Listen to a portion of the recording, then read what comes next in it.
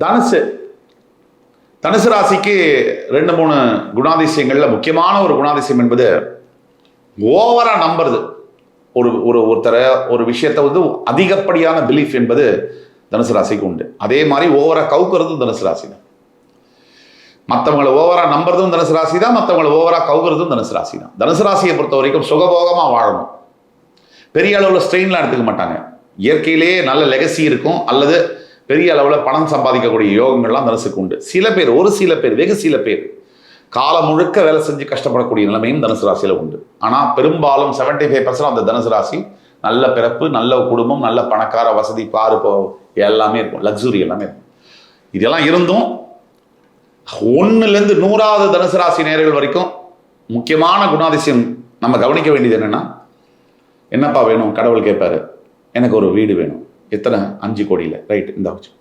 என்னப்பா வேணும் கடவுள் கேட்பாரு, உனக்கு ஒரு 3 குழந்தைங்க, 2 ஆண் குழந்தை, ஒரு பெண் குழந்தை. நீ நினைச்ச மாதிரியே அழகான ஆண் குழந்தை, அழகான பெண் குழந்தை, அறிவான குழந்தைகளை கொடுக்குறேன். ரைட்டு வச்சுப்பாங்க. என்னப்பா வேணும்? ஒன்றும் இல்லை, BMW X7 கார் மட்டும்தான் வேணும். அதுவும் இந்தா வச்சுக்கோ. என்னப்பா வேணும்? இதெல்லாம் இருந்துச்சு. ஒரு பதவி இல்லையே, அந்த பதவி இந்தா வச்சுக்கோ. இப்படின்னு கடவுள் கொடுத்தாலும் பதவிக்கு போகிற ரோட்டில், கார் போகிற ரோட்டில், என்னடா ரோட்டில் இந்த இடத்துல வந்து குண்டு குழியுமா இருக்குது, கடவுளை இந்த வாழ்க்கையை பிடிக்கலம்பாங்க. இதுதான் தனுசு ராசி. ஸோ 99 விஷயம் கிடைச்சாலும் அவங்களுக்கு கிடைக்காத ஒரு விஷயத்தை நினச்சி மனசை நொந்து போய் மற்றவங்களையும் கடவுளையும் பழிக்கக்கூடிய நிலைமை 100% இருக்கும் தனுசு ராசிக்கு. நம்ம வாழக்கூடிய இதே பூமியில் கிட்டத்தட்ட 1 கோடி பேர் ராத்திரி சாப்பாடு இல்லாமல் படுகிறாங்க. இது தெரியுமா தனுசு ராசி நேயர்களுக்கு? இதே ஊரில் பாவாடை தாவணி கூட வச்சு உடம்பை மறைக்க முடியாமல் பெண்கள் பிளாட்ஃபார்மில் தூங்குறாங்க லட்சக்கணக்கில். தெரியுமா தனுசு ராசிக்கு? இதெல்லாம் இருந்தும் கூட எல்லா வசதியும் கடவுள் கொடுத்தோம். 3 வேளை சாப்பாடு, அருமையான வீடு வாசல், நல்ல சொந்த பந்தங்கள், அழகு எல்லாம் கொடுத்துருந்தோம். தான் வாழ்க்கையும் நாசம் பண்ணி மற்றவங்க வாழ்க்கையும் நாசம் பண்ணக்கூடிய சில வேலைகளில் சில தனுசு ராசி அன்பர்கள் ஈடுபடுறாங்க. பொதுவில் தனுசு ராசி நல்ல எண்ணங்கள், தெய்வ பக்தியெல்லாம் இருந்தோம். கோமாளி அப்படின்னா அது தனுசு ராசி தான் சொல்லணும். தானும் கோமாளியாகி மற்றவங்களையும் கோமாளி ஆக்கக்கூடிய தன்மை தனுசு ராசிக்கு இருக்கு.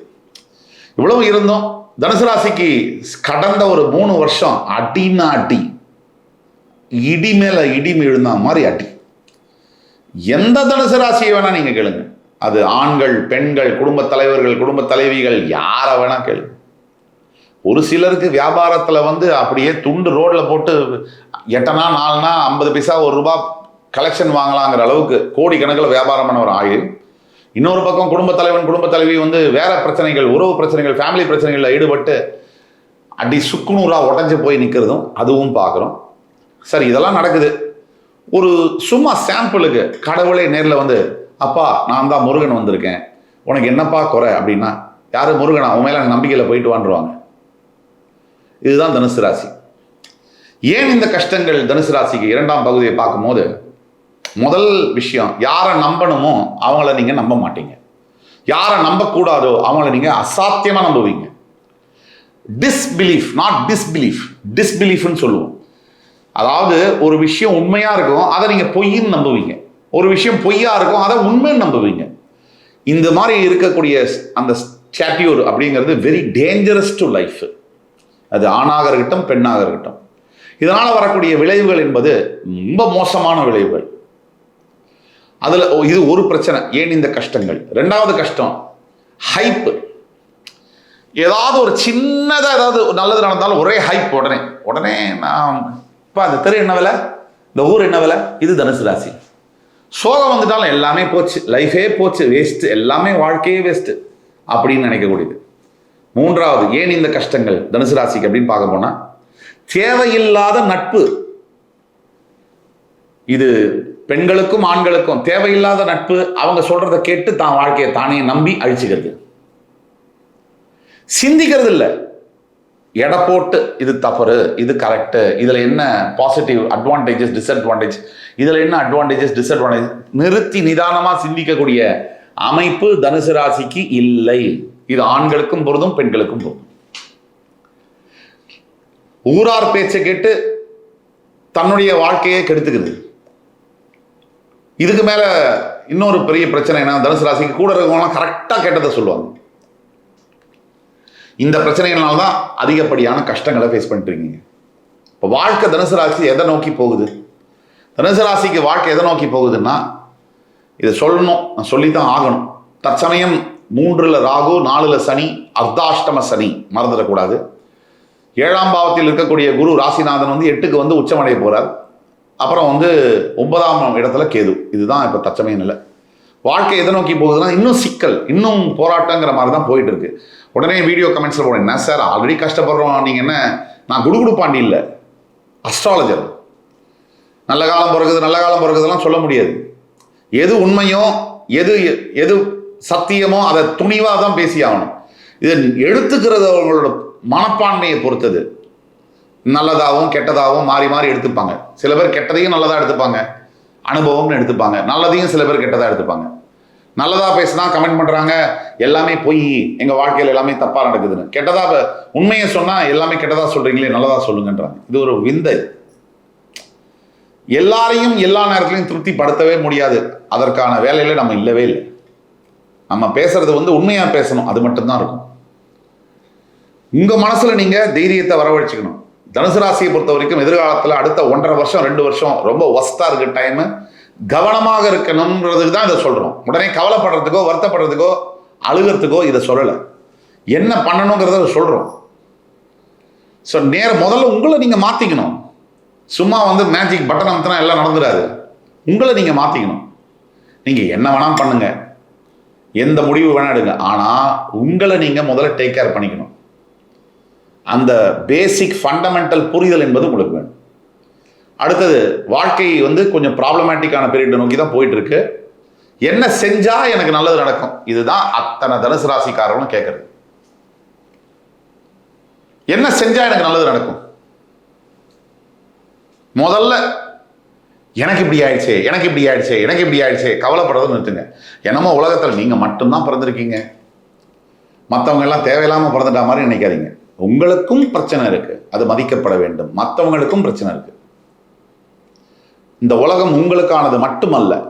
நான் கொஞ்சம் பேசுறது கடுமையா இருக்கலாம், ஆனா உண்மை. உங்களையே நீங்க யோசிச்சு கேட்டீங்கன்னா உண்மையை சொல்லுவாங்க. 2, என்ன செய்தால் நல்லது நடக்கும்? தனுசு ராசினியர்கள் அத்தனை பேரும் நிறைய ஆன்மீகத்தில் ஈடுபடணும். நட்பு வட்டாரத்தை கட் பண்ணணும். இந்த நேரம் கொடிய நேரம். 3ல் ராகு இருக்கும்போது நட்பு வட்டாரம் உங்களை காலி பண்ணிடும். நட்பு ஸ்தானத்திலேயே ராகு உட்கார்ந்துருக்காரு. கோச்சார ரீதியா உங்களை காலி பண்ணிடுவார் கும்பராகு. நட்பு தான் உங்களை கெடுக்கும். நட்பு தான், நட்புன்னு ஆரம்பிக்கிற எல்லாமே உங்களுக்கு கெடுக்கும். நீங்க காலியா கவனமா இருக்கணும். அதே சமயத்துல உடல் ஆரோக்கியம், அர்த்தாஷ்டம சனி, சுகஸ்தானத்துல சனி பகவான், அதுல ரொம்ப கவனமா இருக்கணும். இதெல்லாம் செஞ்சாதான் நல்லது நடக்கும்.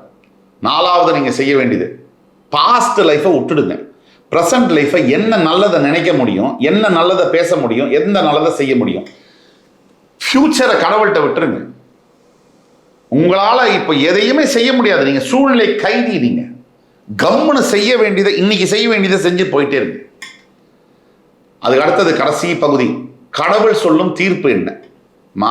எல்லாருக்கும் இருள் வந்த போது விளக்கொன்று உண்டு, பகை வந்த போது துணை ஒன்று உண்டு, மழை வந்த போது குடை ஒன்று உண்டு, எதிர்காலம் ஒன்று எல்லோருக்கும் உண்டு. அப்படிங்கிற மாதிரி அடுத்த ஒரு வருஷம் 1.5 வருஷம் கடினமான நேரமாக இருந்தாலும் கூட கடவுள் சொல்லக்கூடிய தீர்ப்பு என்பது, கடவுள் சொல்றது உங்க பக்கம் நான் இருக்கேன், நீங்க என்ன கவலைப்பட்டாலும் கவலைப்படலைனாலும் நான் உங்களை காப்பாற்றுவேன், நான் உங்க கூட நிற்பேன், உன்னோட பிரச்சனையில நான் பங்கெடுத்துக்குவேன், நான் உன்னுடைய மோசமான நிலைமையில உன் கூட கண்டிப்பா நிற்பேன் அப்படிங்கிறது தான் கடவுள் சொல்லக்கூடிய உறுதியான செய்தி.